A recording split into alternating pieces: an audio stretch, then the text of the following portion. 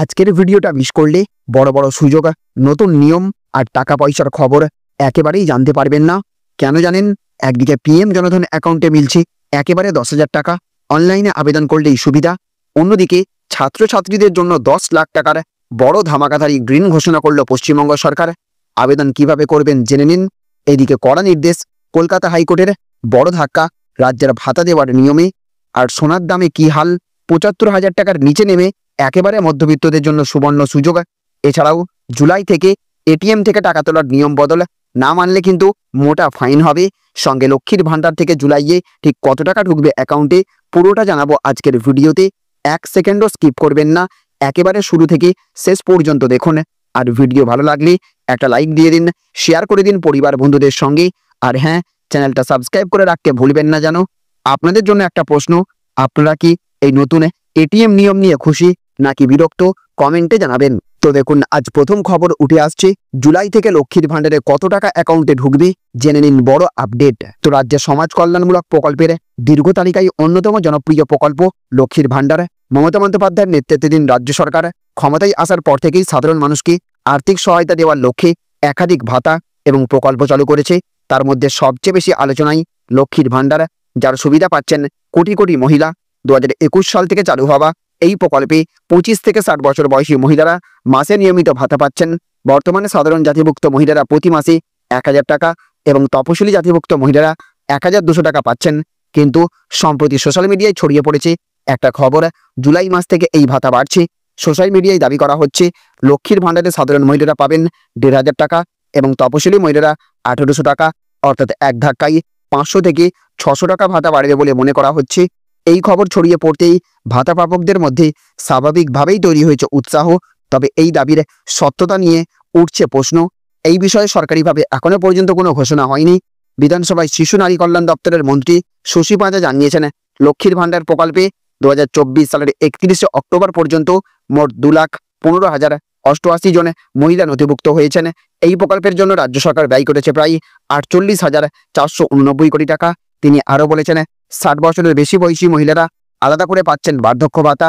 এই প্রশ্নের উত্তর এখনো স্পষ্ট নয়। সরকারি স্তরে কোনো নোটিশ বা ঘোষণা না থাকায় মনে করা হচ্ছে জুলাই মাসে ভাতা বাড়ানোর সম্ভাবনা নেই। তবে আগামী দিনে এই বিষয়ে সরকার সিদ্ধান্ত নিতে পারে।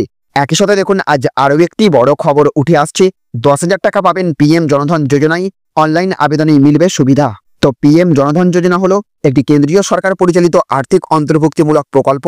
2014 সালে এই প্রকল্পের সূচনা করেন প্রধানমন্ত্রী নরেন্দ্র মোদী, যার মূল লক্ষ্য ছিল দেশের প্রত্যন্ত অঞ্চলের মানুষদের ব্যাংকিং সুবিধার আওতায় আনা।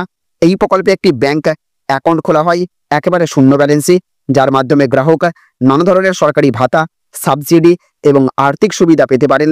সম্প্রতি অনেকেই জানাচ্ছেন, পিএম জনধন যোজনার মাধ্যমে 10,000 টাকা পর্যন্ত নগদ সহায়তা পাওয়া যাচ্ছে। যদিও এটি একটি নির্দিষ্ট শর্ত সাপেক্ষ সুবিধা, তবুও কিছু প্রক্রিয়া অনুসরণ করলে আপনি সহজেই এই টাকা পেতে পারেন। কিভাবে এই টাকা পাওয়া যাবে সেই সম্পর্কে জেনে নেওয়া যাক, এবং এই টাকা পেলে কিভাবে সুবিধা হবে সাধারণ মানুষদের সেই সম্পর্কে জেনে নেওয়া যাক। পিএম জনধন যোজনা অ্যাকাউন্টধারীদের জন্য 10,000 টাকা পর্যন্ত ওভারড্রাফটের সুবিধা দেওয়া হয়, যা এক ধরনের ক্ষুদ্র ঋণ। আপনার জনধন অ্যাকাউন্ট অবশ্যই 6 মাস বা তার বেশি সময় ধরে সচল থাকতে হবে। অ্যাকাউন্টে কোনো ধরনের প্রতারণা বা অসঙ্গতি থাকা চলবে না। অ্যাকাউন্টধারীর বয়স 18 থেকে 65 বছরের মধ্যে হতে হবে। ওভারড্রাফটের অনুমোদন ব্যাংক কর্তৃপক্ষের ওপর নির্ভরশীল। এই প্রকল্পের মাধ্যমে গ্রাহকরা শুধু 10,000 টাকাই নয়, আরও অনেক সুবিধা পাবেন। বিনামূল্যে ব্যাংক অ্যাকাউন্ট খোলা যায়, রুপে ডেবিট কার্ড প্রদান করা হয়, দুর্ঘটনা বিমা 1 লক্ষ টাকা পর্যন্ত, জীবন বিমার সুবিধা, ডিরেক্ট বেনিফিট ট্রান্সফারের মাধ্যমে সরাসরি সরকারি ভাতা অ্যাকাউন্টে জমা হয়। জনধন অ্যাকাউন্ট খোলা বা ওভারড্রাফটের জন্য অনলাইনে সরাসরি আবেদন করার সুযোগ না থাকলেও আপনি প্রাথমিকভাবে নিজের ব্যাংকের ওয়েবসাইটে গিয়ে ফর্ম ডাউনলোড করে নিতে পারবেন। তারপর ফর্ম পূরণ করে নির্ধারিত কাগজপত্র সহ নিকটবর্তী শাখায় জমা দিতে পারবেন।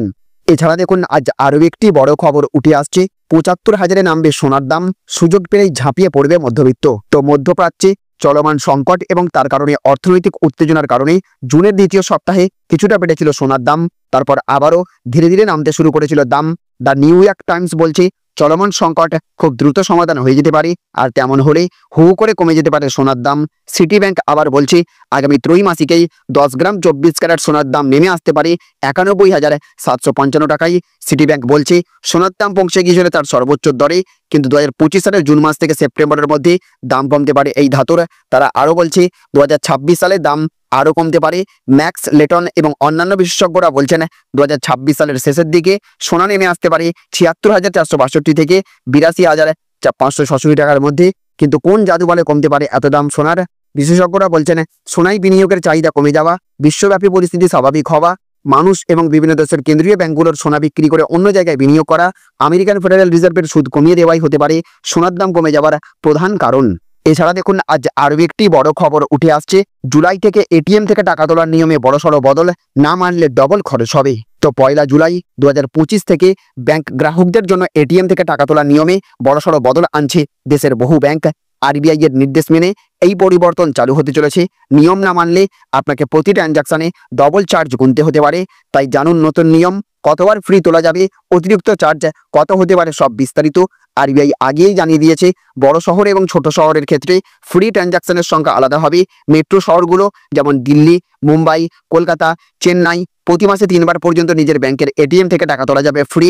অন্য সকল এলাকায় প্রতি মাসে 5 বার পর্যন্ত ফ্রি ট্রানজাকশন করা যাবে।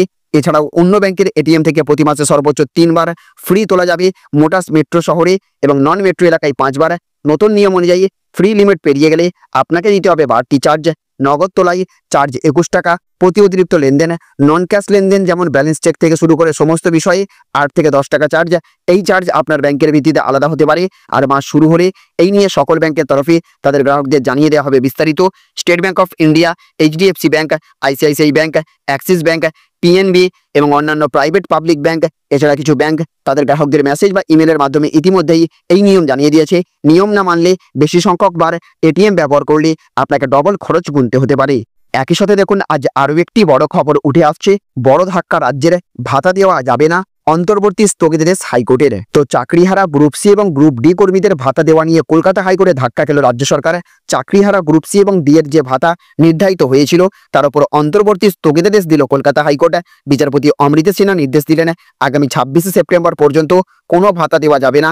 সুপ্রিম কোর্টের নির্দেশে 2016 সালের এসএসসি প্যানেলের প্রায় 26,000 শিক্ষক শিক্ষাকর্মীর চাকরি যায়। পরে মধ্যশিক্ষা পর্ষদের আবেদন মেনে যোগ্য শিক্ষক শিক্ষিকাদের ডিসেম্বরের শেষ পর্যন্ত চাকরি করার অনুমতি দেয় শীর্ষ আদালত। তবে গ্রুপ সি, গ্রুপ ডি কর্মীরা স্কুলে যোগ দিতে পারবেন না। সুপ্রিম কোর্টের এই নির্দেশের পর রাজ্য সিদ্ধান্ত নেয় চাকরিহারা গ্রুপ সি এবং গ্রুপ ডি কর্মীদের ভাতা দেওয়া হবে। চাকরিহারা গ্রুপ সি কর্মীদের মাসে 25,000 টাকা, গ্রুপ ডি কর্মীদের মাসে 20,000 টাকা ভাতা দেওয়ার সিদ্ধান্ত নেওয়া হয়। রাজ্যের এই সিদ্ধান্তের বিরুদ্ধেই কলকাতা হাইকোর্টে মামলা হয়। সেই মামলার শুনানিতে বিচারপতি অমৃতা সিনহা প্রশ্ন তুলেছিলেন, যারা এই টাকা পাবেন তাদের থেকে রাজ্য প্রতিদানে কি পাবে? তিনি বলেন তারা ঘরে বসে থাকবেন আর টাকা পাবেন। সুপ্রিম কোর্টে একটার পর একটা রিভিউ পিটিশন হতে থাকবে আর এরা টাকা পেতে থাকবেন। শুক্রবার এই মামলার রায় দিলেন বিচারপতি সিনহা। রাজ্যের নির্দেশিকা খারিজ করলেন বিচারপতি। নির্দেশ দিলেন 26 সেপ্টেম্বর পর্যন্ত কোনো ভাতা দিতে পারবে না রাজ্য। হাইকোর্টের অন্তর্বর্তী স্থগিতাদেশের পর আইনজীবী ফিরদাউস শামীম বলেন, যারা সাদা খাতা জমা দিয়ে চাকরি পেয়েছেন, প্যানেলের মেয়াদ শেষ যারা চাকরি পেয়েছেন, চাইলে সিবিআই তাদের হেফাজতে নিয়ে জিজ্ঞাসাবাদ করতে পারে। এদের জিজ্ঞাসাবাদ করা হলে আরও অনেকের নাম বেরিয়ে আসতে পারে। তাই মুখ বন্ধ করার জন্য ঘুরপথে টাকা দেওয়ার ব্যবস্থা করা হয়েছিল। এটা পিঠ বাঁচানোর স্কিম ছিল। যারা বঞ্চিত রাস্তায় বসে রয়েছেন তারা কেন ভাতা পাবেন না সেই প্রশ্ন তুলেছেন তিনি। এছাড়া দেখুন আজ আরও একটি বড় খবর উঠে আসছে। ছাত্রছাত্রীদের 10 লক্ষ টাকা পর্যন্ত ঋণ দিচ্ছে পশ্চিমবঙ্গ সরকার। আবেদন করার নিয়ম জেনে নিন। তো পশ্চিমবঙ্গ সরকার 2021 সালে স্টুডেন্ট ক্রেডিট কার্ড চালু করে যাতে রাজ্যের ছাত্রছাত্রীরা উচ্চশিক্ষার জন্য আর্থিকভাবে সুরক্ষিত থাকতে পারেন। এই প্রকল্পের আওতায় একজন ছাত্র বা ছাত্রী সর্বোচ্চ 10 লক্ষ টাকা পর্যন্ত শিক্ষা ঋণ পেতে পারেন, যা 4% সুদে প্রদান করা হয়। এই স্কিমে আবেদন করলে মিলতে পারে শিক্ষা সংক্রান্ত সমস্ত খরচের জন্য লোন, টিউশন ফি, হোস্টেল ভাড়া, বইপত্র ইত্যাদি। আবেদনকারীর বয়স হতে হবে সর্বোচ্চ 40 বছরের মধ্যে।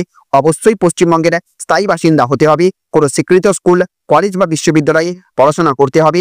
উচ্চ মাধ্যমিক বা সমতুল্য পরীক্ষায় উত্তীর্ণ হওয়া আবশ্যক। কোন কোন খাতে এই ঋণ ব্যবহার করা যাবে?